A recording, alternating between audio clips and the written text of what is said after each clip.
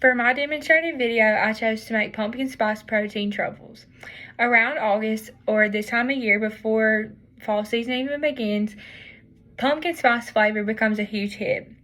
From desserts to candles to creamers to coffee, it's just super famous.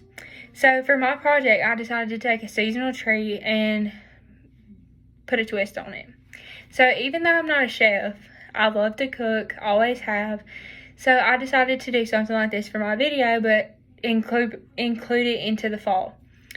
So if you can mix ingredients together and follow directions, you can do this video. You'll have mess ups, but that's with anything. So this dessert is a seasonal favorite, but with a little bit of a healthier twist. So for this recipe, you need several different ingredients. Now, speaking from experience, this seems like a lot, but you want to be more precise than just throw it all together so it actually tastes good. So you need the following: a fourth a cup of pumpkin puree, half a cup of peanut butter, cinnamon, salt, a fourth a teaspoon of vanilla extract, 2 tablespoons of coconut sugar or any other low sweetener, 1 tablespoon of honey, half a cup of rolled oats, a third a cup of your vanilla protein powder.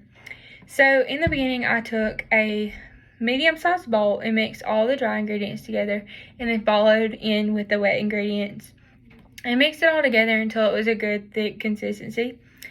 So and then for the topping, which you need later on, I'll explain, you have to have a half a cup of white chocolate chips and a teaspoon of coconut oil.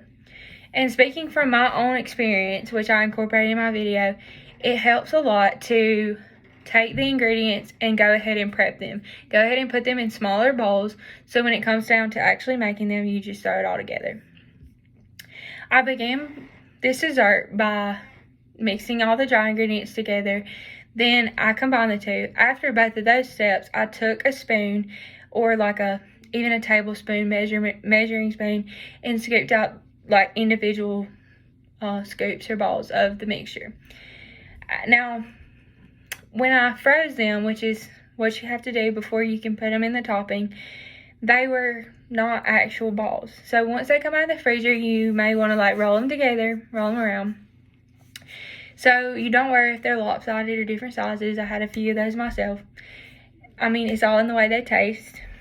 So afterwards, I finally just laid each of them out onto a pan, parchment paper, some kind of flat surface, and put them in the freezer for about 20 minutes. For the third process, I made the topping.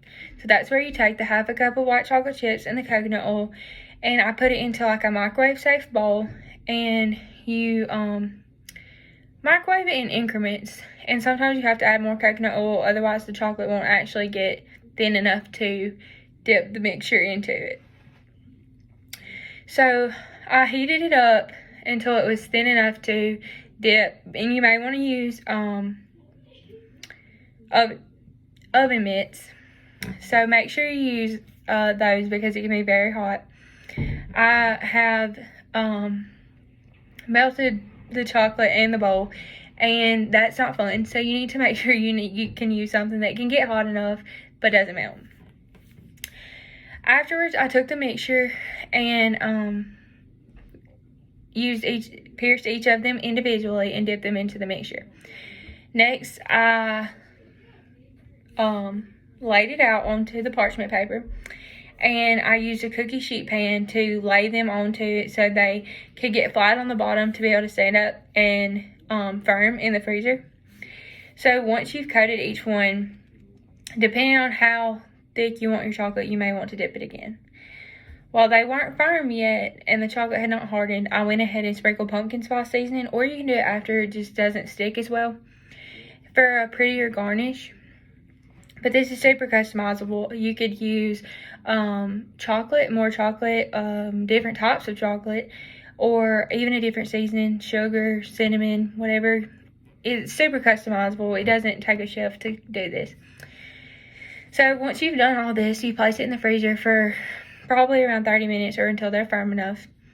And once we were finished, I took cute pictures of the dessert and submitted my video and made sure it was super informative, because I like when recipes are, easy and good, but they are also okay to make mess ups and know that it's okay and it is accomplishable by anybody.